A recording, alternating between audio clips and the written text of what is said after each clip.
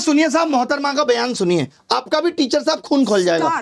Star teacher, YouTube वाले star teacher, YouTube वाले star teacher, जानना ना कौड़ी, कभी ब्लैक बोर्ड लेकर कुछ एक्सप्लेनर बनाते हैं, खाली व्यूज बटोरते हैं, उटपटांग ग्रैब्स लिखते हैं और उसके बाद से अपने आप को इतना महारथी समझने लगते हैं कि कुछ लोग उनको फॉलो करने लगते हैं उनके तमाशे की वजह से, और फिर वो जाकर जहां पर जो आता है वो बोलते हैं और उसके दम पर फिर वो पैसे वसूलते हैं, छात्रों से वसूलते हैं। बिल्कुल तुम्हारी तरह एकदम बात है। ये जो एक्सप्लेनर बनाने वाले यूट्यूबर्स हैं और जो शिक्षक हैं उनमें फर्क है, वो फर्क सबको समझना पड़ेगा। ये जो आकर पैसों के लिए अपना धंधा बना रहे हैं एजुकेशन को, वो एक तरफ है, और इसी वजह से स्कूल्स, कॉलेजेस, यूनिवर्सिटीज में पढ़ाई नहीं होती है। बच्चों से कह दिया जाता है कि भैया तुम कोचिंग सेंटर कोई ज्वाइन कर लो तभी तुम क्रैक कर पाओगे। ये कैसी व्यवस्था में हम जी रहे हैं? ये बहुत बड़ा सवाल है। आज बहुत बड़ा सवाल किया है मैडम ने कि जो यूट्यूब पे पढ़ा रहे हैं और जो शिक्षक हैं उनमें फर्क है। वही शिक्षक जिन्होंने OSM में कितनी गड़बड़ियां की हैं, उन्हीं शिक्षक की बात हो रही है। यूट्यूब का टीचर हम जैसे तमाम लोग जिन्होंने लोगों को पढ़ा करके सरकार के अंदर भेजा। सोचिए, वो मैडम कह रही है कि फर्क होता है।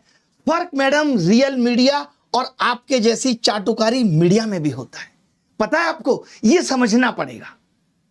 जिस तरीके से आप कह रही ना व्यूज के लिए, आप TRP के लिए किस तरीके से स्टूडियो के अंदर घमासान कराती हैं वो दुनिया ने देखा है कि कोई लॉजिक नहीं, सिर्फ उलूल जुलूल बातें। ये पत्रकारिता है तुम्हारी। इसको नंबर मिलने चाहिए।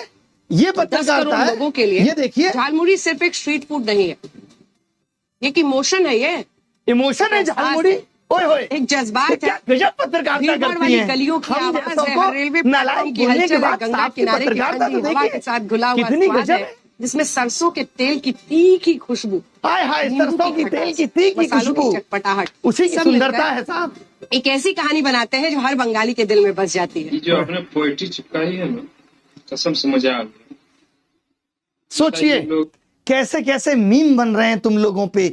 जहां जाते हो वहां लोग मोदी मीडिया, गोदी मीडिया चिल्ला के संबोधित करते हैं। सड़क पे निकलने की औकात नहीं बची है। मालूम है, इस देश के एंकर्स की सड़क पे उतरने की औकात नहीं बची है।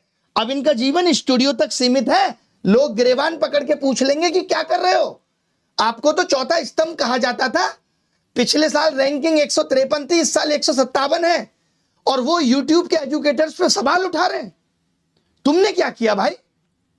कभी प्रधानमंत्री से तुम सवाल पूछ पाए? 56 इंच सीने के सामने तुम्हारा सीना तो आधा इंच का भी नहीं रहा।